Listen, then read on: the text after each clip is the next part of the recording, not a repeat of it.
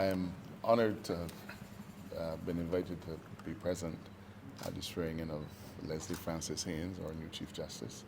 Leslie has been a doughty campaigner in our courts. He has been an advocate of extraordinary prowess.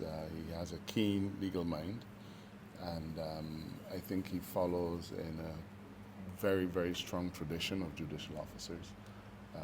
For my part as Attorney General, I look forward to working very much with you. I enjoyed a very cordial relationship with your predecessor, and I anticipate that you and I will have exactly the same kind of relationship.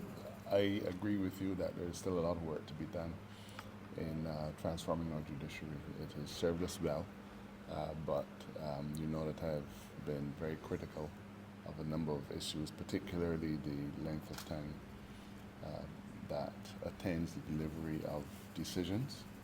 And I expect that you probably had the same concern when you were on the other side of the bench. So now is an opportunity for you to help us to wrestle that to the ground, and I commit to you that all of the resources that you will need in order to be able to achieve that will be made available to you from my office and from the Cabinet Office. Congratulations. Thanks, you. Thanks, AG. And I have no doubt that we will enjoy a cordial relationship. And I will call you upon that for resources for the courts. Indeed. The court, as the Chief Justice Haynes now finds it, is very different to the court that existed in 2018 when we came to government. When we came to government, there were far fewer judges, and we've invested a lot of resources in the system, both in terms of additional judges. Our bench has grown exponentially, both in terms of criminal and civil. We've put a lot of technology resources available. We have increased the number of judicial assistants. So we've tried within the available financial resources to give the judiciary what it needs in order to be able to get the backlog down. Certainly in relation to criminal backlog, we have seen tremendous results in that regard. In relation to the civil side of things, though, I think we now have to redouble our efforts to make sure that we can get that done.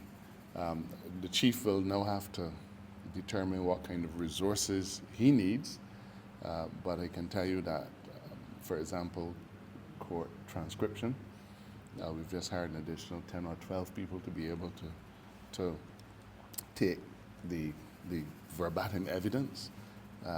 They're undergoing special training now. That training is expected to be completed by September, so that at the start of the new court year, they will be in place.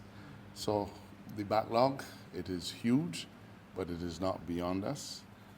For my part, I have to say that we are seeing more and more cases being filed against the state, alleging breach of constitutional rights on the basis that justice has been delayed.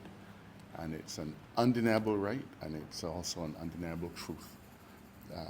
We can't keep paying compensation to litigants who make those claims while at the same time funding the judicial system as it's needed.